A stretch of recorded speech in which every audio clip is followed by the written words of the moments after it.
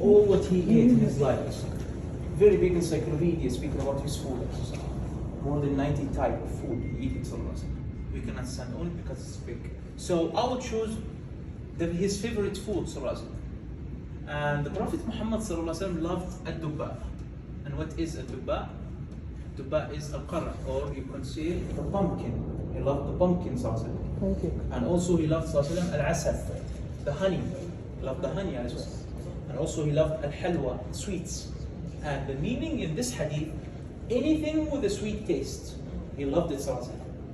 And also he loved al-dhira' min al-lahm, the shoulder from the lamb, and only the lamb, not the cow, not the camel, only the lamb. And also he loved al-his, and we still do al-his until today. The people of Medina, we still do it, especially in Ramadan. What is al-his? Al-his is a mix between dates and ghee and dry milk. We mix it together. This is called al-his, and sometimes we add flour to it. And also he loved al-thuful. And what is al-thuful? Al-thuful, which will be left over when we cook our food. In the bottom of the bowl, in the end of the bowl, when we are cooking our food, what will be in the end, this is we call it al-thuful. And this was his favorite. And also he loved the dates, absolutely. And he loved the butter, sallallahu alayhi wa sallam. Moving to the next encyclopedia. Here are any place he visited Islam, and it was mentioned this one. Any place he went to Islam, it will be.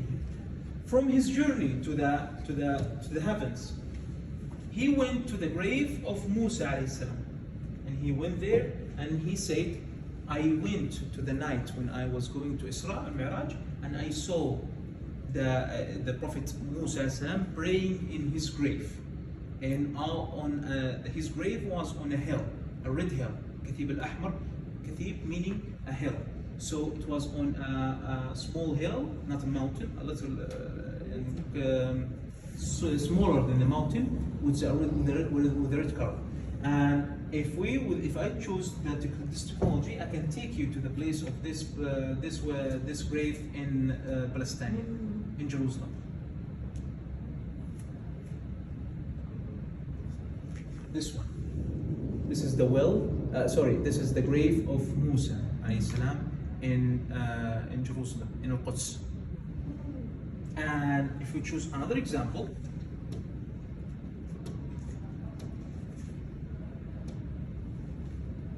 if we choose mountains, and if we choose Medina, we choose Medina Jabal Uhud, the mountain of Uhud. And the Prophet ﷺ said about this mountain loves us as a believers, and we love it back. So the special thing about this mountain, it had the ability to feel, because he loved it. He loved it, as the Prophet said, this mountain loves us as a believers and love it back. But this mountain has the ability to feel. That's why he loves us as a believers, and we should love it back, like the Prophet ﷺ loved this mountain. And it's in the north of Al-Madinah Al-Munawwarah, and also with this technology I can take you to the place of this mountain in Al-Madinah Al-Munawwarah. And if you moved around Medina Munawwarah, you will notice that the mountains in Medina are a little bit with a dark color, with a black color, except this one. This one is a little bit reddish. There's a red in it, and it's about 6 kilometers tall, and that's it almost, and 2 to 3 kilometers wide. And in this mountain was the battle. Next to this mountain was the battle of Uhud in the south of this mountain. This mountain in the north of Al-Madinah Munawwarah. And also there's a park there. There is a view in this mountain. I recommend you to go to visit it. It's a beautiful park, and you can see the whole Medina from this park. It's a beautiful view in this mountain. It's for free. Moving to this encyclopedia, here are the human rights. And we have the human rights in different situations. We have the right of the husband, the brothers, the daughters, the husbands, the wives, the servants, the workers, the leaders, the followers, the Muslim, the non-Muslim, the dead person. All the human rights are here. And if you choose the right of the servants and the workers, first right to them are the servants and the workers, that you fulfill your agreement with them, that you kept what you agreed about, and you do that. And also you should be very forgivable and very mercy with them. Because in the time of the Prophet ﷺ came a guy to the Prophet ﷺ, he asked him, "O Messenger of Allah, how many times should I forgive my siblings?" The Prophet ﷺ didn't reply to him, because he didn't like this question. So he asked him for the second time, "How many times should I forgive my siblings?" He didn't reply. He asked him for the third time, how many times should I forgive my servant? The Prophet ﷺ replied, he said, you should forgive him 70 times a day. اعفو عنه في كل يوم 70 مرة. You should forgive him 70 times a day. Can you imagine that you forgive your servant for 70 times a day? This just teaches us that we must be very forgivable and very humble with our servants and our workers. Here are how the Prophet Muhammad used to treat his people around him. For example, treating his family.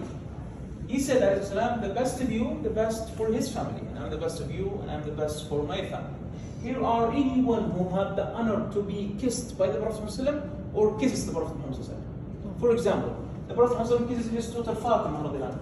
Fatima radiallahu anha, may Allah be pleased with her, has a very special place in his heart. If she entered to his place, he used to stand and used to greet her, call her marhaba, hello. He used to hold her from her hand and to kiss her and to let her sit in his place as Islam. This shows how much he loved his daughter Fatima. And this also teaches how we must treat our daughters.